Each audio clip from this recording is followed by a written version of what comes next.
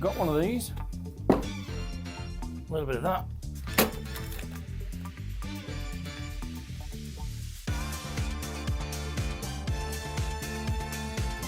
and one of those, and a bit of this. So the first top-ups is obviously sealed bearings, the prop shaft and prop joints. Also added the high-speed gear set and aluminium motor mount, the diffs, the standard kit ones, and the torque tuned motor as standard, and numbers for reference. Now the TT-02 comes with friction shocks, which are no good for this build, so that's the next important upgrade. So I've gone for the racing, the touring car shocks, and I've actually used these before on the XV01 build, and they are really nice plush shocks, so they'll be great for this. So I like to set myself up in an organised way. Now the main reason for having all these pop-up parts, as I see it, is to improve the mechanical performance of the car.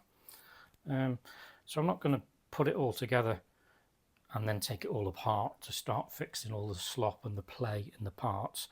I'm going to put it together and try and fix that as I go along, so when it's finished it's as good as it can be. So the first area of weakness on the TT-02 is the lateral play in the axle, which is this gap here between the bearing and the pin. So I have bought some spacers, internal 5mm and I think 7 on the outside, and that just slots over there and should take out some of that space. You can also put a spacer on the other side of the axle and then a bearing, and then put that in the hub.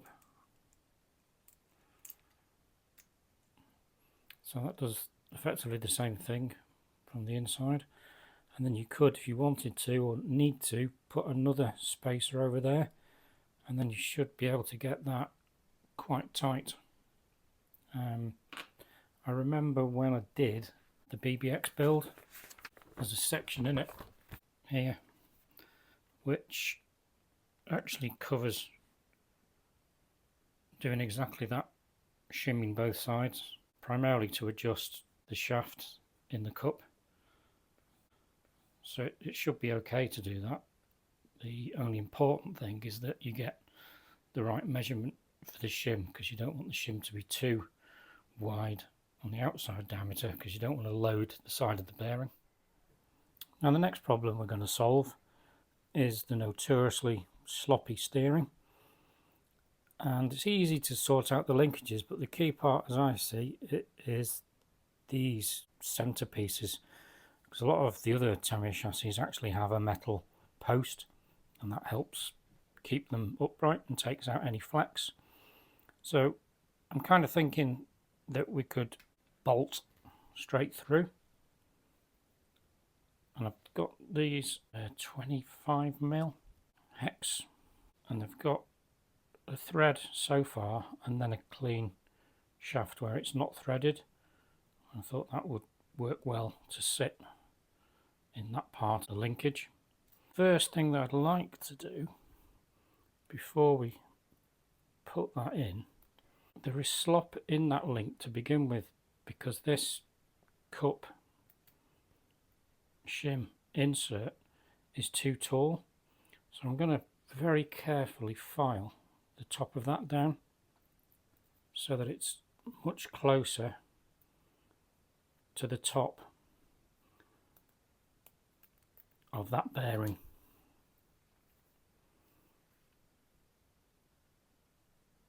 So you're talking about a mil, something like that.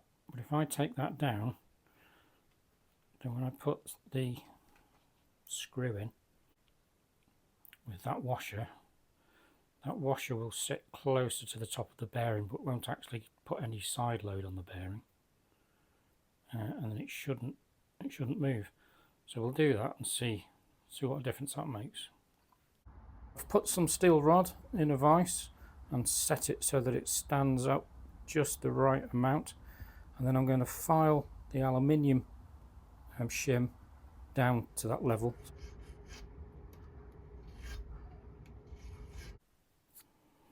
So now that bearing and the inner shim sits flush, so we'll put the hex bolt with the retaining washer through that,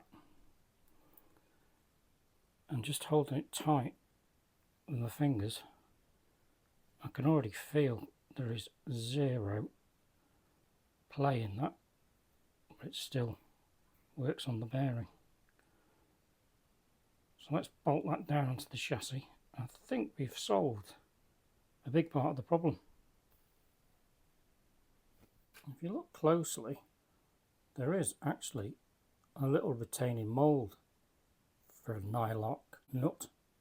Drop a nylock nut in there, N3, and bolt it all the way through.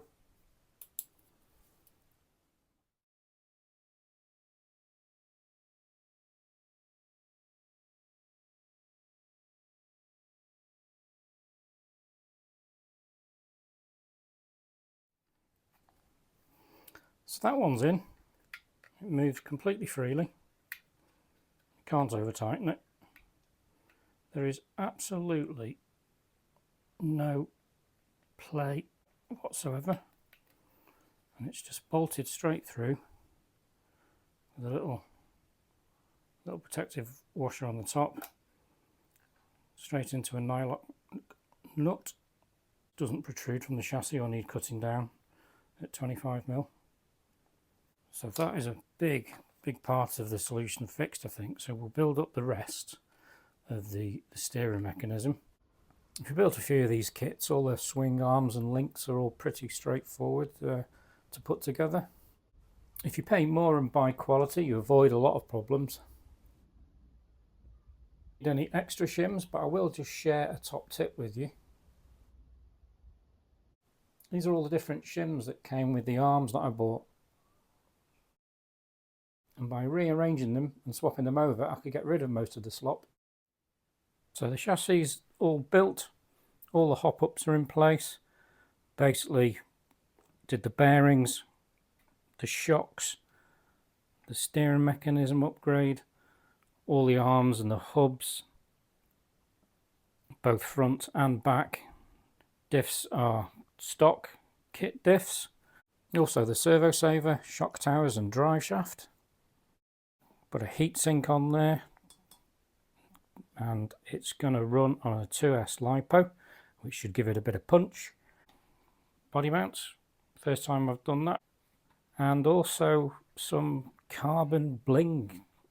So this upper deck adds a little bit of strength and looks pretty cool, and it also gives you somewhere to tidy up the wires, so I like that. And the carbon plate for the battery, and also the carbon plate for covering the area here, which is notorious for collecting stones and interfering with the steering. I'm really pleased with the steering. There's so little play in that now. Absolutely spot on. I don't think you could ask for any better of that for the sort of price point and the cost of the hop-ups. Apart from these steering pivot points here, which we've upgraded, the only other weak link as I saw it were these steering link arms, because the rest all went together without too much additional shimming at all, to be honest. Now I did buy various different types of arms, so I got these adjustable ones, and there's lots of play in those. So I binned those off, and then I went for some solid ones to try and take out any extra connection points, and they rattled as well, so they're no good. So I've searched the market a little bit so that you guys don't have to, and these ones, whilst they don't look the most bling, I found from GPM Racing. they are absolutely rock solid. So I would highly recommend these to include in the build. They're from GPM Racing, and they've made a huge difference to this. Recommend those wholeheartedly. And those can go in the bin. Another really important upgrade is the high torque servo saver to protect your servo, because we've taken all the play out of the steering system. Anything that you do hit with solid axle joints and fixings, it's going to go straight back to the servo quite quickly. You don't want to damage that, so that's essential. The Air Racing touring car shocks, again, used them before, so I knew they'd be good, and they haven't disappointed this time. Really biggest upgrade you can do on a TT-02, because the stock dampers aren't oil filled, they're just boingy springs, they're useless, whereas this now has some proper damping.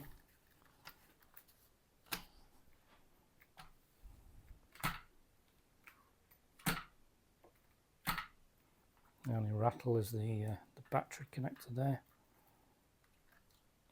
Tidy that up. Go for another bounce.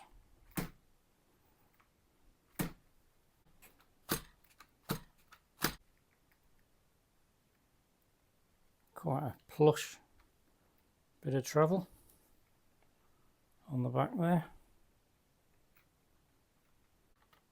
And in terms of the upper links, if you get ones like this, don't forget to tighten up the grub screws, otherwise you'll have lots of play in the linkage. And obviously, whilst you're adjusting the camber, you need to back off the grub screws to release the rod and then tighten it back up again. I forgot and just thought I'd remind you guys. And the other thing that we did, whilst the back drive shafts are the usual fixed dog bones, they're actually really thick and quite strong, so I thought I'd leave those, because the rear suspension and drive is just in one plane up and down, and that's fine for dog bones, although you can upgrade it. But the front, we've gone for the full CV joints, because as well as the up and down, you've got all the steering motion as well, and those CV drive shafts really make a difference to the smooth running and the steering of it. So that's another important hop up. And then finally, I ordered these long wheel axles. I thought I might have a go at stepping the back axle out a little bit, but unfortunately the cups are at a different size and don't fit. So I'm going to have to try and find some dog bones and smaller cups like I did on the front to fit these, to give them a go. I've not found any yet, so if anyone can help me out in the comments as to how I can fix these for a TT-02, I'd be really grateful if you'd let me know. It might just be that I bought the wrong wheel axles to begin with. That's a possibility, but let me know. Cheers.